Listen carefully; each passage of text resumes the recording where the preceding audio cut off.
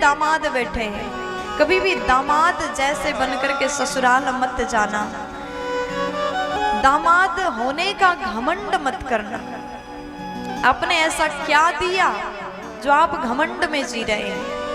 आप जिनकी बेटी को लेकर के आए वहां जाकर के कैसा घमंड दिखाना, क्या घमंड दिखाओगे? क्योंकि आपने तो एक माँ बाप से उनकी बेटी को जीवन भर के लिए लेकर के आया। ये कहना कि हमें दामाद नहीं बेटा बना लो, और जब भी ससुराल जाओ तो सरल होकर के रहना। राम जी इतने बड़े हैं, भगवान हैं, और ससुराल में बालक की तरह भगवान रहे। ससुराल में जाकर के कोई अहंकार अभिमान भगवान ने नहीं किया। जबकि राघव जी तो स्वयं राजा के पुत्र थे, राजकुमार थे, अभिमान कर सकते थे ना, लेकिन भगवान ने नहीं किया। राम जी एक दामाद भी हैं तो ऐसे दामाद को पाकर के महाराज जनक मैया सुनैना धन्य हो गए। भगवान राम ने विदा मांगा, उसके पश्चात समस्त माताएं रोने लगी। रनिवास में ऐसा माहौल हुआ, सब कोई चिल्ला चिल्ला करके रोने लगी। जानकी मैया को सबने हृदय से लगाया।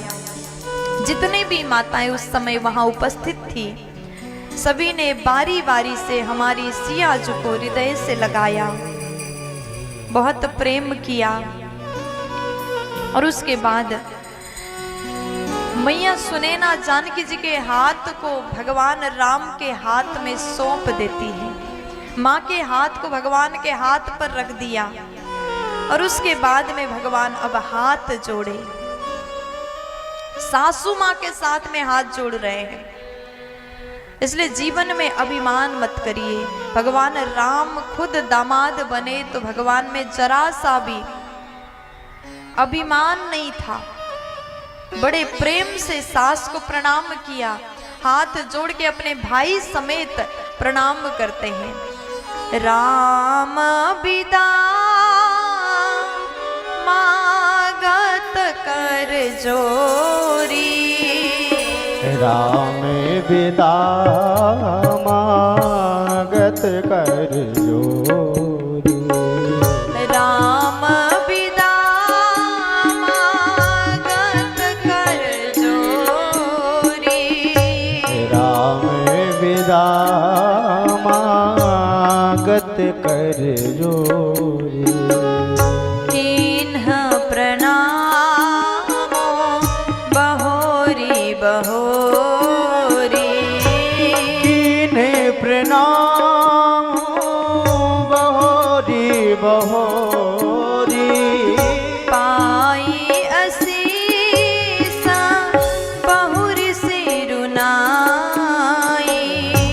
पाई असीस बहुर सिरुनाई, भाई न सहित चले रघुराई, आयन सहित चले रघुराई, भाई न सहित चले रघुराई, भाइन सहित चले रघुराई।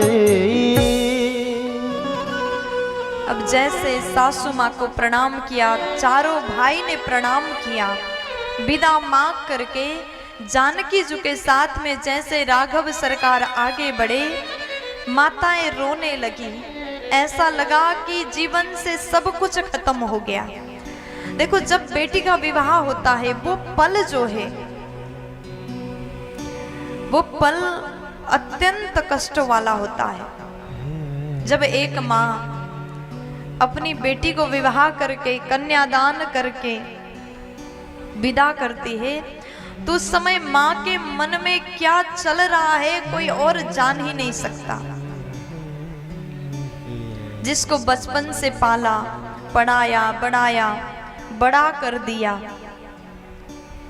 दिन रात जिसके साथ में रहने का आदत बन गया, और जब बेटी विवाह योग्य हो जाए, बेटी के विवाह के बात चलते ही माता पिता को पहले तो तैयारी में लग जाते, खुशी होता है हमारी बेटी का अच्छे घर में विवाह हो रहा, अच्छे परिवार में रिश्ता हो रहा है, प्रसन्न होकर के सबको बताएंगे।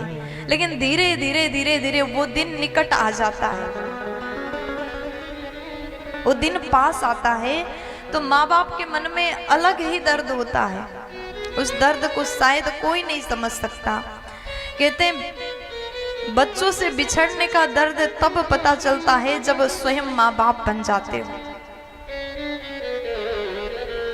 वो दर्द को तो शायद बेटियां भी नहीं समझ सकती, माँ बाप को कितना पीड़ा होता है बच्चे भी नहीं जानते।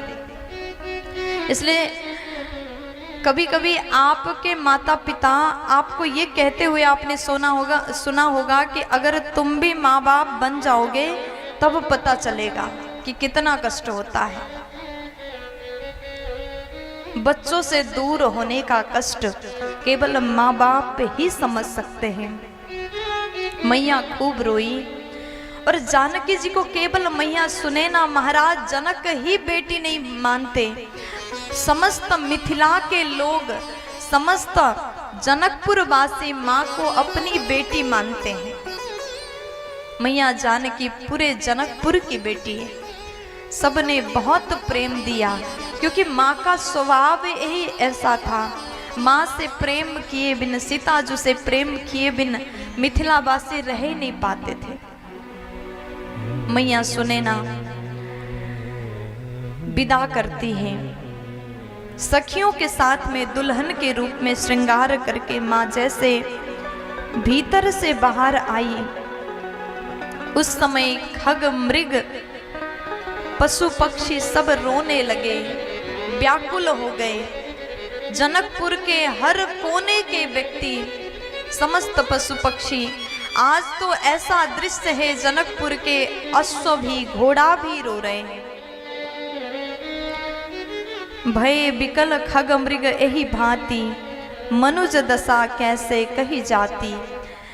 जिस नगर में पशु पक्षी रो रहे हो वहां के मनुष्य का दशा कैसा होगा, ये तो कहते भी नहीं बन रहा है।